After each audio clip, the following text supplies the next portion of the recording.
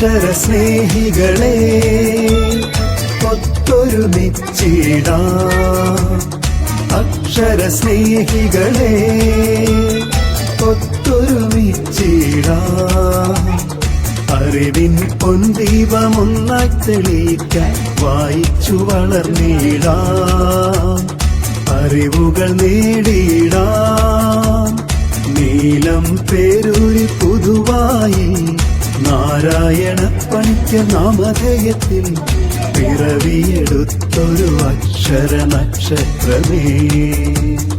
അക്ഷര സ്നേഹികളെ ഒത്തൊരുമിച്ചിടാം.